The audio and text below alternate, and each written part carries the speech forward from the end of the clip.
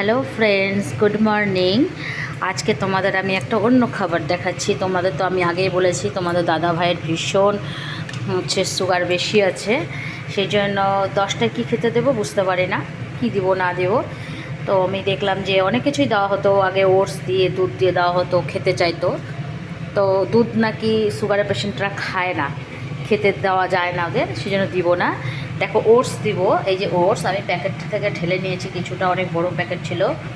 সেটা একটা ডিমের যে অমলেট করে না, অমলেটের মতনই একটা ডিজাইন করেই করব। এই দেখো ক্যাপসিকাম নিয়েছি, নুন হলুদ দিয়েছি, এই যে ক্যাপসিকাম অর্ধেকটা দিয়েছি, পেঁয়াজ দিয়েছি, একটু লঙ্কা দিয়েছি, আর এই যে একটা ডিম দিব। আর এই যে ফ্রাই প্যানটা মনে হচ্ছে একটু গরম হয়ে গেছে, তো বেশি তেল তো দেওয়া যাবে না, ওই জন্য আমি একটু একটু তেল ব্রাশ করে দিব, মানে যতটুকু হয় ব্রাশ করে দিব। এই ব্রাশের মধ্যে দিয়ে তোমার হচ্ছে তেলটাকে দিয়ে দিলাম, তাহলে একটু কম তেলেই হয়ে যাবে, সুগারের পেশেন্ট তো। তো সেই জন্য এইভাবে করব ওটস দিয়ে, আর এই একটা ডিমই দেবো, ওটস দেবো দিয়ে করে দেখাচ্ছি তোমাকে আমি কেমন হলো। ঠিক আছে, দাঁড়াও দেখাচ্ছি তোমাদের। দেখো এইভাবে আমি ঢেকে রেখেছি যাতে এটা একটু সেদ্ধ হয়, প্রপারলি সেদ্ধ হয়।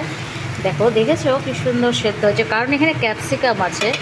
আর একবার আর একটু ঢেকে রাখি। আর মেন হচ্ছে কি বলো তো, তোমরা ভাববা হয়তো যে ক্যাপসিকাম দিলেও আবার কুচনো লঙ্কা দিয়েছে, ক্যাপসিকামে নাকি ঝাল আছে, একটু আছে অবশ্য।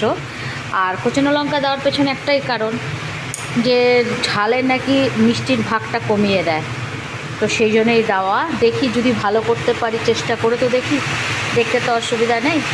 আবার দেখাচ্ছি উল্টানোর পর আর নামানোর পর, ঠিক আছে। লাস্ট অবধি এরকম হয়েছে, আশা করি ভালোই লাগবে খেতে, খারাপ লাগবে না। যাক, তাও যা খেয়ে হোক সুগারটা কমাতে পারলে ভালো, সুস্থ থাকলে সবই খাওয়া যায় বলো। ঠিক আছে, নেক্সট ভিডিওতে আবার দেখা করবো, টাটা, বাই।